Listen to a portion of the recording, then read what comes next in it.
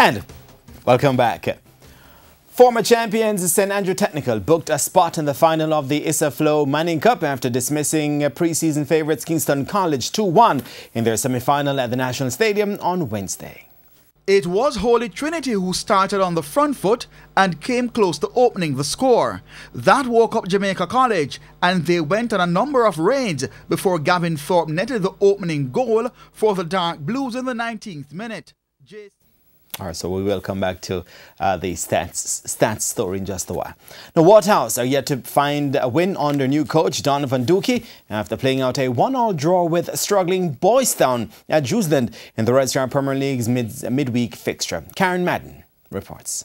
Waterhouse have managed to stay undefeated since coach Donovan Dookie took the reins, but on Wednesday they could only manage a point at home. The Jewslanders took the lead after only 4 minutes through Tremaine Stewart. But the celebrations had barely died down when Jameel Hardware restored parity 4 minutes later. Those were the only goals that would be scored on the night. With the point, Waterhouse remained 10th on 9 points, while Boys Town are still in the red with 7 points in 11th place. What is important is that this is my 3rd game with the team, and it's just 2.5 weeks, and they've adapted a lot.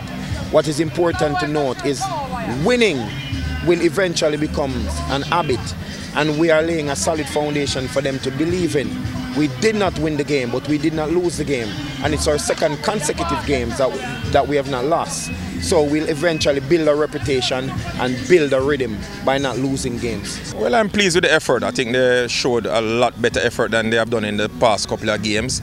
I think we came out here and played very committed.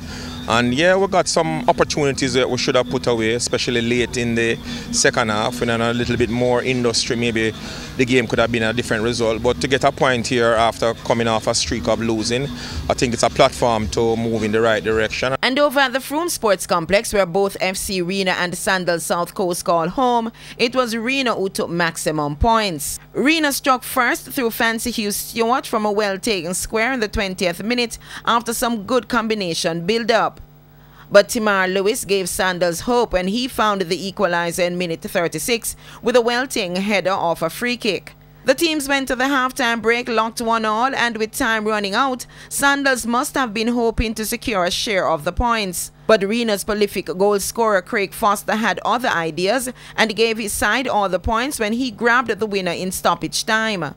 With the win, Rena moved up to 6th on 18 points, while Sandals are rooted to the foot of the table on 6. We expect a high-intensity game today. We expect it to be a rough game too. But unfortunately, I think the weather play a part, and Rena really is a good fighting spirit we put in at this game. We know it was going to come down to that, so we really put in some fighting spirit inside. The Montego Bay versus Humberland fixture was postponed due to severe flooding in the second city. Karen Madden, TVJ Sports. Meanwhile, in today's matches, 6th-placed Cavalier and league leaders Honoured Gardens played out a 2-2 draw at the Stadium East Field. And at sports time, 4th-placed Portmore United were leading 7th-placed Harbourview 1-0. Now, New Horizon and Wolmer's will contest the final of the Jessa Prep School Henriquez Knockout after contrasting semi-final wins on Wednesday. In the first semi-final played at the Ballas Club Field, New Horizon got by Lannemans 3-1. Dean Willis in the 4th minute sent them ahead before Zakeen Cox and Dante Escoffrey added their names to the score sheet. Zeke Miller in the 34th got the consolation for Lannemans. Meanwhile, extra time was needed to separate Wolmer's from Emmanuel after the two ended 1-1 after full time. Benjamin Griffin, well, he found the winner after in the extra time period. Bell, that is, netted the winner in the 68th minute.